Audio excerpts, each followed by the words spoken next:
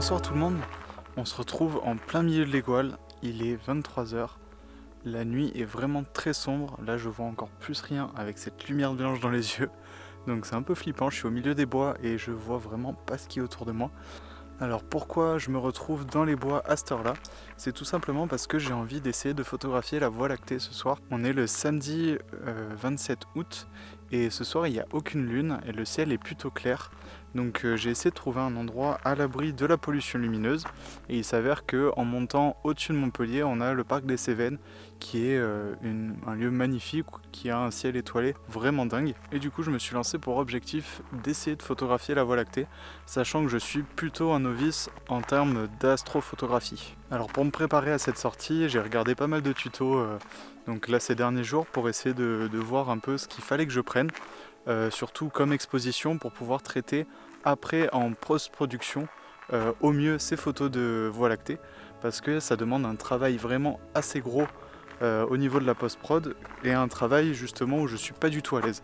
Donc c'est là-dessus que j'ai dû travailler le plus et que j'espère réussir avec un bon résultat à la fin de cette sortie et de ne pas m'être foiré et d'avoir fait 4 heures de route et d'avoir fait quasi une nuit blanche pour rien.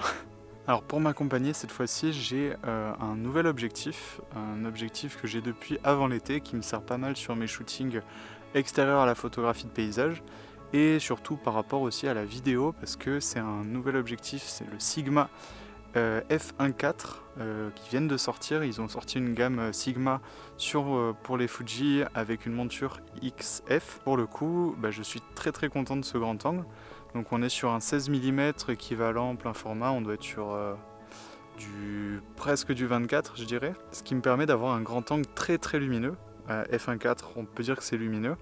Donc ça me permet de faire des vidéos en vraiment basse lumière et aussi surtout des photos en basse lumière. Ça m'aide notamment pour mes mariages. Et là ce soir il va pas mal me servir pour faire justement ces photos de Voie lactée. Ça va me permettre d'incorporer le paysage ainsi que le ciel, une bonne partie du ciel avec la Voie lactée. Donc j'ai hâte d'essayer tout ça.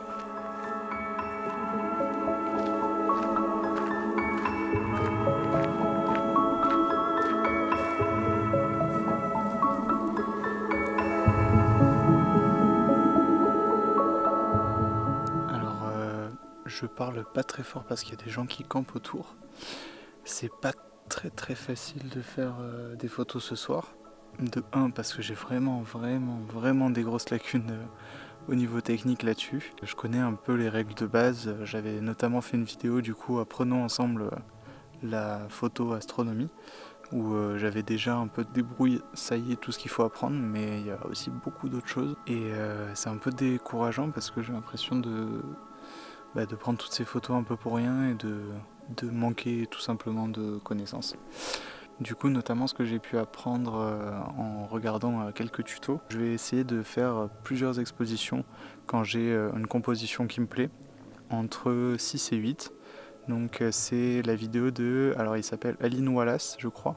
C'est un photographe du coup qui fait des vlogs et des tutos et qui est spécialisé dans les photos astronomie. Et du coup, en suivant sa méthode, ce que je vais faire, c'est que je prends plusieurs photos et je vais ensuite les assembler sur un logiciel pour réduire énormément le bruit. Parce que c'est notamment un des trucs qui me fait peur. Je suis à ISO 6400 pour avoir un maximum de la Voie lactée. Et du coup, j'ai énormément de bruit sur chacune de mes photos.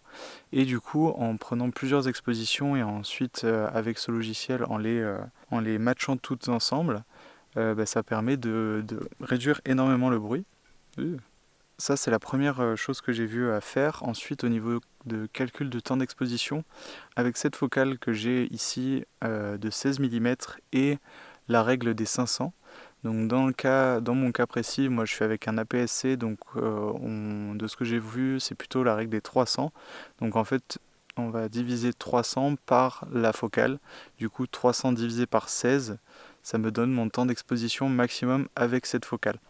Donc on est à peu près à 18 secondes et quelques. Donc là pour l'instant j'ai fait que des photos à 15 secondes pour être sûr d'avoir mes photos entièrement nettes. D'ailleurs je n'ai pas du tout expliqué pourquoi cette technique existe. C'est pour avoir ces photos les plus nettes possibles.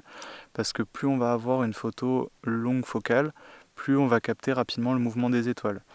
Donc c'est un calcul assez rapide à faire et au moins ça me permet d'être sûr que mes photos seront nettes. Ensuite, autre chose compliquée, c'est du coup d'incorporer le paysage. Déjà, j'arrive de nuit. Je connais globalement le lac des Pisces quand même, mais j'ai pas de composition particulière en tête. Je suis venu là sur un amas de rochers pour essayer de trouver une petite composition qui pourrait aller bien, direction vers le sud où il y a la Voie lactée. Mais c'est assez dur de jauger dans la nuit. Je vous recommande, si vous devez le faire comme moi, de regarder plutôt avant et de faire plutôt une rando idéalement dans la journée pour essayer de voir ce qui pourrait marcher pour le soir. Là, j'y suis un peu à l'aveugle, c'est le cas de le dire. Et du coup, ça rend les choses encore plus compliquées. Et dernier point technique qui me fait galérer de ouf, c'est d'avoir de la lumière tout simplement sur mon premier plan. On n'a pas de lune, donc là actuellement on n'a que la lumière des étoiles qui va un peu éclairer le paysage et c'est vraiment très très très léger. Et le souci du coup c'est que je risque d'avoir un paysage totalement sombre et du coup plus trop d'intérêt de faire de la photo de paysage avec des étoiles si le paysage on ne le voit même pas. Donc je vais essayer plusieurs choses, je vais essayer plusieurs techniques, voir après en post-production si j'arrive à quand même garder le paysage. Ce que je compte faire c'est du coup faire les quelques expositions pour le ciel et essayer de faire une exposition plus longue pour le paysage. Là notamment j'en ai fait une de 2 minutes pour essayer d'avoir un peu plus de lumière sur mon paysage. Mais malgré ça, je pense que ça va être pas assez. Normalement, de ce que j'ai vu, la plupart des gens qui font ce type de photos, ils mélangent deux photos. Une photo prise plutôt après l'heure bleue, au crépuscule, où il y a quand même assez de lumière pour capter du coup tout le paysage, et qui mélange avec une photo en pleine nuit, avec les étoiles.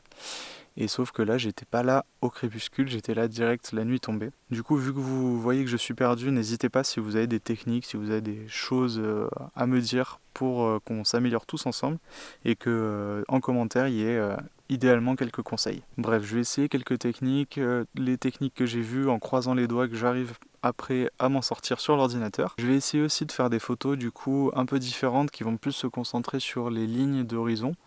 Je me dis par exemple avec une ligne de sapin et les étoiles, des choses comme ça, où j'aurais pas nécessairement besoin d'avoir du coup tous les détails dans les ombres. Ça pourra rendre la photo beaucoup plus minimaliste et là pour le coup techniquement je pense en être capable, soit avec du coup mon 16 mm, soit avec mon 35 mm f1.4 aussi, pour faire des photos beaucoup plus intimistes, beaucoup plus minimalistes, avec certes moins de détails, moins d'étoiles, sûrement pas la Voie lactée, mais peut-être des photos qui marcheront mieux que les grandes que j'essaye de faire actuellement.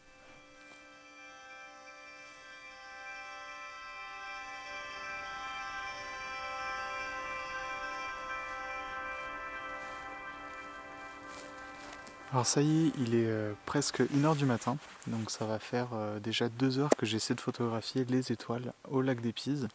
Et je pense que là, j'ai eu ce qu'il me fallait. Donc je vous ai pas tellement documenté là ce soir parce que c'est assez compliqué. Déjà parce qu'il y a des gens qui dorment pas loin, que j'ai pas trop envie de déranger. Et aussi parce que tout simplement on est dans la nuit, donc c'est assez compliqué de me filmer en train de prendre la photo, tout ça, tout ça. Mais je me rattraperai normalement demain, ou plutôt tout à l'heure, avec le lever de soleil ici. Donc ce soir, comme je vous disais tout à l'heure, j'ai eu pas mal de mal à photographier le paysage avec les étoiles. Du coup, ce que j'ai fait pour du coup pallier à ça, pallier au fait que je n'arrivais pas à éclairer suffisamment mon paysage, j'ai fait les techniques dont je vous ai parlé. Je me suis concentré plus sur les formes et j'ai cherché d'autres moyens de prendre des photos des étoiles. Et un de ces moyens, du coup, c'était de me rapprocher tout simplement du lac et d'essayer d'avoir des reflets du lac avec les étoiles.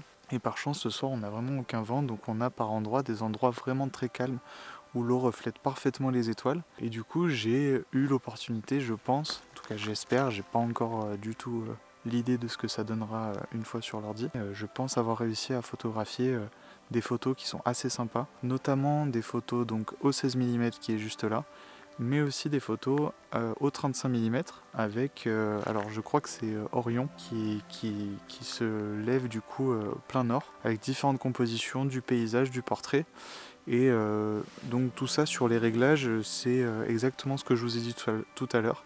J'ai fait entre quasi 10 expositions par image qui me paraissaient intéressantes pour pouvoir ensuite les scinder ensemble sur le site que je vous écrirai là sur la vidéo. Au niveau des F, je restais à F2, sachant que j'avais pas vraiment de premier plan, c'était que des reflets, donc je me concentrais plutôt sur focus à l'infini sur les étoiles. Normalement ça va me donner une netteté suffisante. Et donc j'étais autour de f2, ça dépendait des photos. En dernier, il y avait les ISO, et les ISO, j'étais à 6400. Donc c'est beaucoup, mais j'espère qu'avec la technique de rassembler plusieurs fichiers, ça va diminuer énormément le bruit et rendre les photos assez potables. Sur ce, moi je vais essayer de dormir un petit peu. Je pense que si j'arrive à dormir 4 heures cette nuit, c'est le top du top. Parce qu'il est 1h, j'ai pas du tout aménagé ma voiture pour pouvoir y dormir pour l'instant.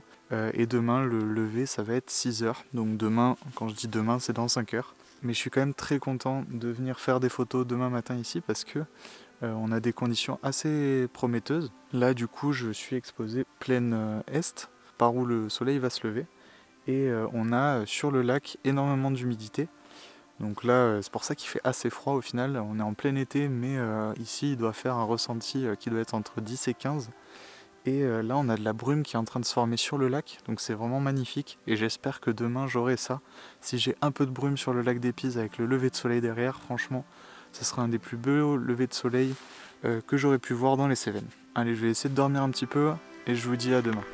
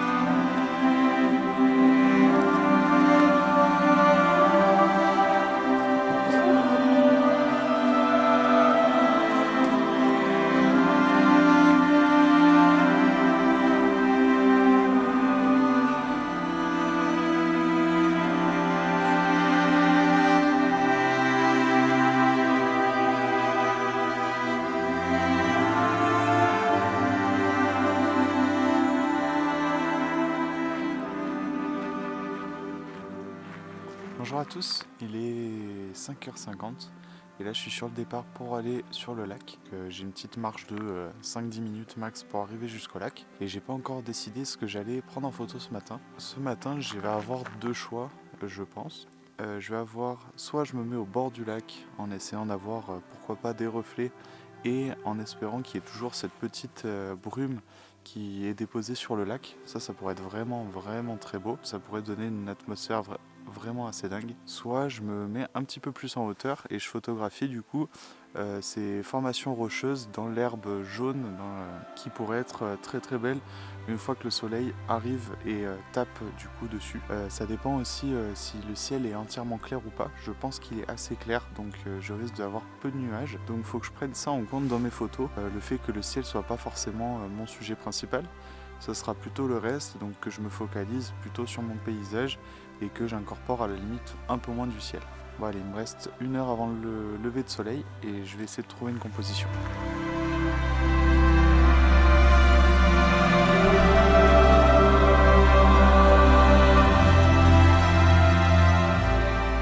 Alors j'espère qu'on arrive bien à me voir. On commence à avoir doucement les lumières qui augmentent. Donc on a ce que j'espérais sur le lac. On a toujours cette brume qui est pas du tout homogène, on va dire, sur le lac. Logiquement, en fait, sur la zone la plus espacée, donc au milieu, où elle peut être moins retenue par les arbres, etc., il n'y en a pas. Donc là, sur la grosse zone centrale, il n'y en a pas. On est sur la pointe nord du lac, on a une belle épaisseur de petite brume qui est très belle. Et on en a, j'ai l'impression, un tout petit peu, mais au ras de l'eau, juste derrière moi. Donc c'est plus dans les coins du lac qu'on a un peu de brume. Si je veux essayer de photographier ça, il va falloir que je trouve une composition dans ces secteurs-là. J'ai bien envie aussi d'explorer un petit peu et d'aller juste là-haut, sachant que le soleil se lève derrière là-bas. Ça me donnerait peut-être une belle perspective sur le lac. à voir si j'arrive à incorporer entièrement le lac et avoir de belles conditions. Ça c'est le premier plan, j'ai encore le temps. Et ensuite je pense que si c'est pas concluant, je vais pas m'attarder là-dessus. Je vais redescendre proche de l'eau ou venir à peu près à cette hauteur et essayer de photographier du coup le lever de soleil avec cette petite brume, les herbes, tout ce qui fait on va dire le charme de ce lieu. Par contre c'est ce que je pensais, du coup il n'y a pas un nuage. En tout cas visible actuellement. Donc il va falloir que je m'attarde plus un petit peu sur le reste de mon paysage et que j'incorpore un petit peu moins le ciel dans ma photo.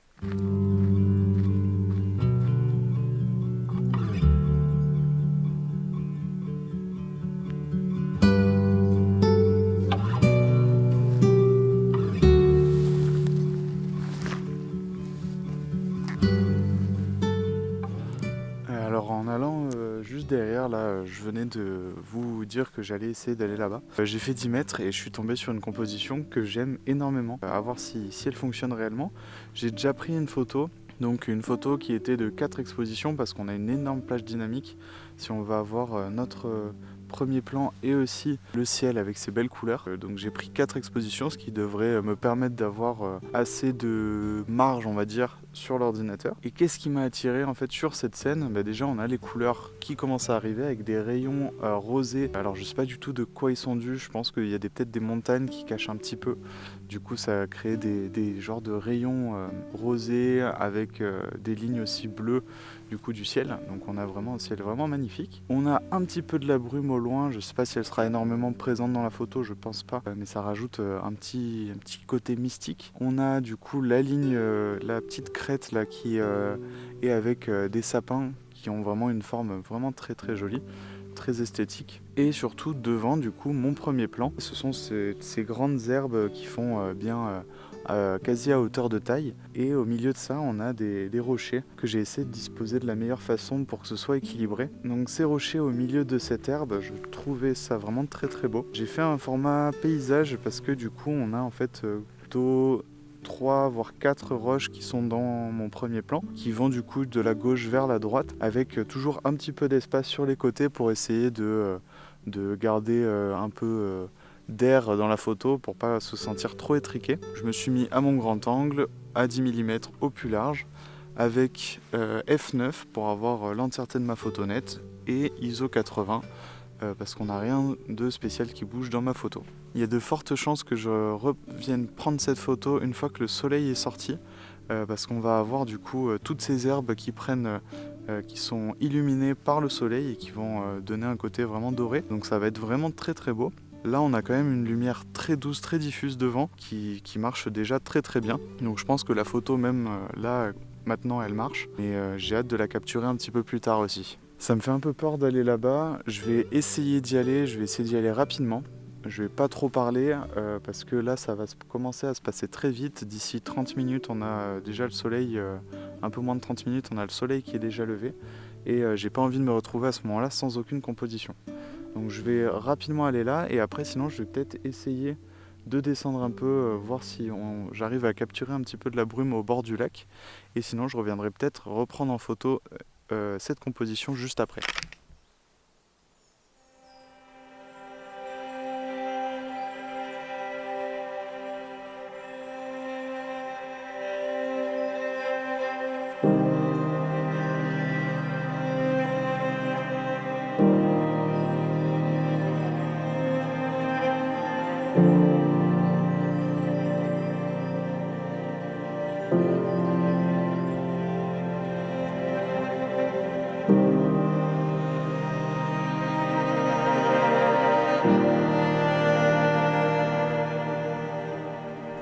Ça y est, je suis dans le rush.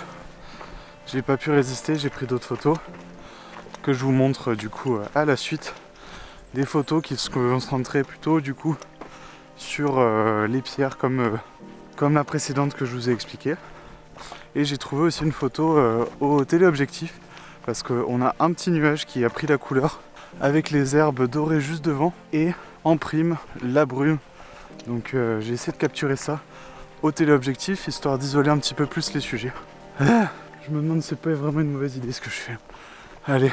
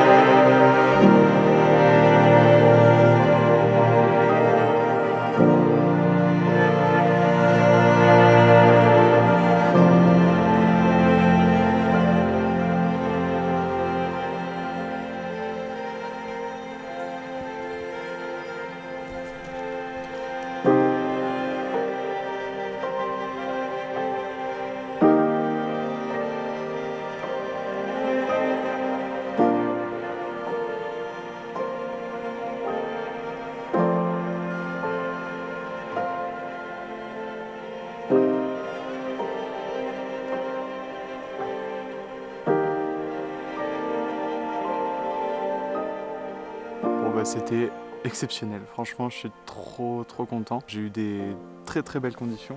Juste derrière moi on a encore le petit brouillard qui est là, que je vais essayer de continuer à photographier avec des photos un petit peu minimalistes. Je vais tester des choses mais je vais garder ça pour moi et je vous le partagerai à la limite sur Facebook et sur Insta. Donc n'hésitez pas à me suivre sur les réseaux sociaux et aussi tant que j'y suis je fais mon rôle de youtubeur. N'hésitez pas à aimer cette vidéo, mettre un commentaire et vous abonner surtout. Ça me fait un gros soutien, sachant que j'ai une petite chaîne. C'est ça qui me motive au quotidien.